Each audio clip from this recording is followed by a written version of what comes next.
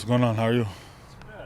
Good. So, how'd today go? Obviously, first taste in the NFL field. Yeah, it was good. It was something that we had prepared for during this whole break throughout the process from the combine, from the last game to the combine to now. So I'm just excited to be out here. It's a great opportunity to learn from coaches and some of the older guys in the room as well. So just soaking it all in for sure. How important are these early days? Obviously, no pads. You're able to focus on the technique and Yeah. the coaching staff. But just how important are these to kickstart this? Yeah. Yeah, it's really big, getting back into your fundamentals and technique, what Coach Fraley wants to preach, Coach Johnson, all the things that they want to do here, that's what you have to come in and be ready to do, and that's my role right now. I'm just coming in and learning, being a sponge, so I'm just soaking it all in as we speak. It's early impressions of Hank Fraley. Yeah, he's a passionate coach. He knows what he's doing. It sounds like, he's the guy that I want to be coached by, so I'm really excited to see where the future is with him, and I'll continue to learn and get better under him for sure. Ray Agnew described you as the type of offensive lineman that when a turnover happens or an interception happens, you're the guy those defenders are looking to take out because that's the way you play. You take pride in that? Yeah, absolutely. Like when I got drafted here, they asked me about like the dirtbag thing that Mr. Holmes said, and I'm the guy when there's a pick. I'm also running down to make the tackle, or you never know what can happen. So I guess that's a compliment. That's one of the highest compliments for sure. But I'm usually they're not getting back at me at all. So yeah, I try to do it to them again. So they're trying to fail. Yeah. I did play D-line when I was younger, so it just comes out of me a little bit. I'm gonna play one day, but how much of a difference and change is it coming, from the college level down to the pro level?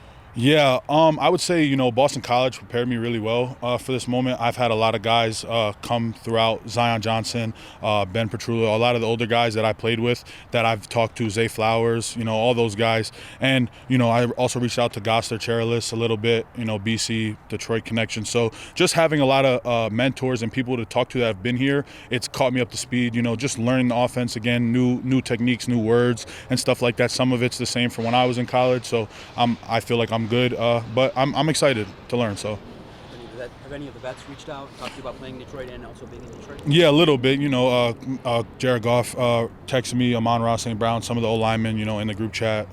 Just excited to be here. Me and Manu have had a pretty good relationship so far, just being the guys drafted here. So just talking to him, learning with him, and just doing all that stuff. So yeah. Your old BC coach is in the division over in Green Bay.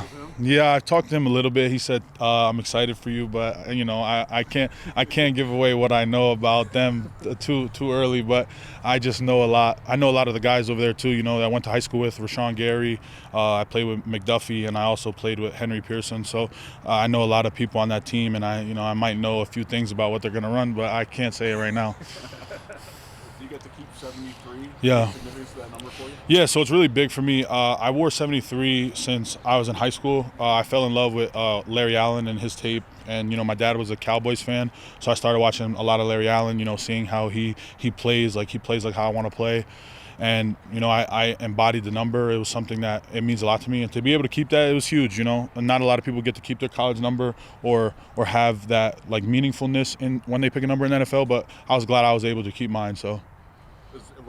You model your game after Larry Allen at all? Yeah, it's very. It's very hard to say I model my game after Larry Allen. He's a Hall of Famer, a first ballot, all that stuff. But I try to emulate it in any way I can. Just how he plays, his mentality, who he is as a man, as a football player. I watch a lot of guys. I watch Trey Smith a lot, Quinn Myers. I watch a lot of guys that I think I play like. So that's what I try to do when I watch NFL tape for sure. It's a land of big men out there, but what's the first impressions of standing next to Manu? Yeah, he's a big man. I've been around a lot of taller guys, like our tackle at BC. He was 6'8", 320. So I've been around a lot of guys. He's a big dude, Polynesian dude. He's a big boy though. So it'll be fun to play next to him in the future now in this process. So yeah, but it's definitely exciting. See the tattoos. Yeah. Talk about a little bit the importance of faith in your life and how it helps you, especially a time like this in your life. Yeah, so obviously, like I've been through a lot of my life that may be public and might not be. So faith is something that's always there for me. My Lord and Savior, Jesus Christ, God, whoever you believe in, just having that faith to rely on and be able to, talk to somebody even when you feel alone. It's just you and Him. So just understanding that it's very big. Obviously obviously I got it tattooed on my body. It means a lot to me. I'll continue to spread my faith. I'm not ashamed to talk about it. So yeah, it's a big thing in my life. I notice you have a lion tattooed. Yeah, on your arm. yeah. It's actually pretty funny. I saw like on Twitter a couple of the fans were like pointing it out before I got here. Yeah, this is now this is who I am. So it kind of looks the same as some of the logos a little bit. So it just worked out. I got this in high school or freshman year of college, so it worked out. So maybe it was meant to be always. Maybe down the road, are you bringing the touchdown kickstand celebration to Detroit? I hope so. I mean, if I'm able to score a touchdown in the NFL, that would be great. I mean, I'll take whatever it comes with it. I mean, I got to talk to the guys maybe when I get to that role. So, I mean, that would be a big thing. That would be huge. You got good hands. You can catch. I think so. I mean, they never see me catch, so we'll see. Early on, just what are your early goals now for the next 3 days here in Detroit? Just learning, just asking questions, just being able to, just do everything the right way. Just from the start to breakfast to the end of the day, meetings, being on time, doing everything the right way. And like I said, just learning. That's the biggest thing, because Coach Fraley might want me to do something differently than I've done, and I'm expected to do that. So I just want to be ahead of the ball. What's the biggest first impression you got of Coach Fraley? I mean, like I said before, he's a great coach. It seems, he's very passionate about what he does.